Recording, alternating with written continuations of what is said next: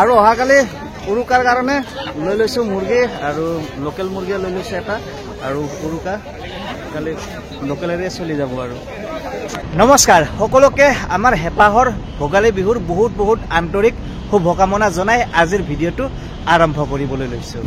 বিহু আহিল যিহেতু বজাৰ কৰিবই লাগিব আৰু এইবাৰ উৰুকাটো খুবেই ধুনীয়া বাৰত পৰিছে। অহাকালি সোমবাৰ আৰু আজি হ'ল ৰবিবাৰ, মানে আজি আমিনগাঁৱত বজাৰ আছে আৰু আজি বজাৰ কৰিম আৰু অহাকালি উৰুকা, মানে খুবেই এটা ভাল দিনত পৰি গৈছে উৰুকাটো। আৰু এতিয়া মই আমিনগাঁৱতে আছোঁ, এইটো শৰাইঘাট দলং আৰু শৰাইঘাট দলঙৰ একেবাৰে ওচৰতে আমিনগাঁৱৰ সাপ্তাহিক বজাৰখন। মুঠতে খুবেই এটা ভাল বাৰত উৰুকাটো পৰি গৈছে আৰু এতিয়া বজাৰলৈ যাওঁ, বিহুৰ বজাৰ কৰিম, তাৰ লগতে অলপ কাপোৰো কিনিবলগীয়া আছে। বলক এতিয়া বজাৰলৈ যাওঁ।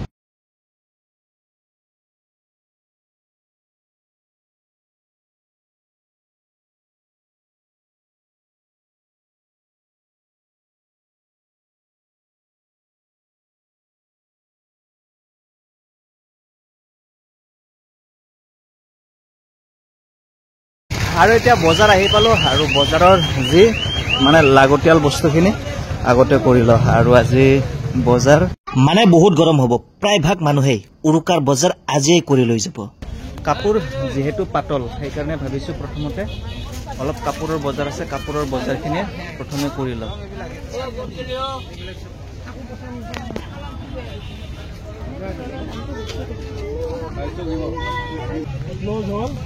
আৰু এইফালে এইটো দেউতাৰ কাৰণে লৈছোঁ আৰু ঠাণ্ডা পিন্ধিবৰ কাৰণে খুবেই ধুনীয়া হ'ব। আৰু এইফালে ঠাণ্ডাৰ কাপোৰ এইটো মানুহজনীৰ কাৰণে লৈছোঁ আৰু এইফালে যদি চাই মাৰ কাৰণে লৈ লৈছোঁ আৰু দুটা একেলগে লৈ লৈছোঁ। চুৱেটাৰ দুটা কিন্তু বেছি দাম নহয়, 400কৈ লৈছে আৰু দুটা একেলগে লৈ লৈছোঁ মাৰ আৰু মানুহজনীৰ কাৰণে। আৰু এইফালে ভালেকেইটা তেনেকুৱা ধৰণৰে চুৱেটাৰ আছিল আৰু সেই দুটাই বাছি লৈ লৈছোঁ। আৰু এইফালে কাপোৰৰ বজাৰ যদি চাই মাৰ মানুহজনীৰ আৰু দেউতাৰ কাৰণে লং পেণ্ট লৈ লৈছোঁ আৰু প্ৰায় কাপোৰৰ বজাৰ হৈ গ'ল। আৰু এতিয়া ধুনুৰ কাৰণে ল'বলৈ বাকী আছে আৰু তাৰপিছত চব্জিৰ বজাৰখিনি কৰিবলগীয়া আছে। আজি মানে মোৰ দৰে কৈ হয়তো বহুতো মানুহে আহিছে। ৰবিবৰীয়া বজাৰটো কৰাৰ লগতে বিহুৰ বজাৰটো হৈ যাব। আজিৰ সুবিধাটো এইটোৱে। আৰু এতিয়া আছোঁ কাপোৰৰ বজাৰত ঠাণ্ডাৰ কাপোৰ কিনিবলৈ। আৰু এইফালে যদি চাই এইটো ধুনুৰ কাৰণে পেণ্ট এটা লৈ লৈছোঁ 100 টকাৰে আৰু ঠাণ্ডাত পিন্ধিবৰ কাৰণে এইটো চুৱেটাৰ 200 টকাৰে লৈ লৈছোঁ। কেনেকুৱা, মোৰ হ'লে ঠিকে লাগিছে 200 টকা হিচাপে।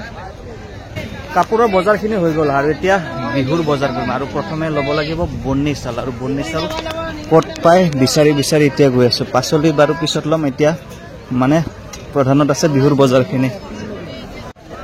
আৰু এতিয়া এফালে বন্নি চাউল বিচাৰি আহিছোঁ। বন্নি চাউল আৰু এইফালে চাওক চুঙা পিঠা বনাবৰ কাৰণে চুঙা পোৱা যায়। আৰু এতিয়া বন্নি চাউল বিচাৰি আহিছোঁ। বাইদেউ তাতে বন্নি চাউল আছে। বাইদেউ বন্নি চাউল আছে কোনখিনি? কিমান কেজি? 80। তিল কেনেকৈ? 60 টকা পোৱা। আৰু বিহু বুলি এইফালে বন্নি চাউল আৰু তিল অকণমান লৈ লৈছোঁ। আৰু এইফালে মিঠাই, জুলীয়া মিঠাই আৰু গোটা মিঠাই আছে, আৰু গোটা মিঠাই লৈ ল'ম। খুৰা মিঠাই কেনেকৈ? গোটা মিঠাইটো আৰু এই খুৰা দোকানৰ পৰা মিঠাই লৈ লৈছোঁ 1/2 কেজি। আৰু এইফালে চাওক লোকেল মুৰ্গী বেছি আছে। আৰু ইয়াৰ পৰা আদা লগতে ৰহুন অলপ লৈ লৈছোঁ। আৰু এতিয়া এই দোকানখনত আহিছোঁ আৰু এই দোকানখনত কিছুমান মছলা, তেল এনেবোৰ বস্তু ইয়াৰ পৰা লৈ আছোঁ। আৰু ইয়াতো তিল আছে আৰু বন্নি চাউল আছে আৰু ইয়াতে তেল, মছলা এনেকৈ বস্তুবিলাক ইয়াতে লৈ আছোঁ। আৰু এতিয়া চাহপাত, চয়াবিন, তেল, জিৰা আৰু কালি যিহেতু উৰুকা মাংসৰ কাৰণে যিহেতু গৰম মছলা লাগিব, গৰম মছলাখিনি ইয়াৰ পৰাই লৈ লৈছোঁ।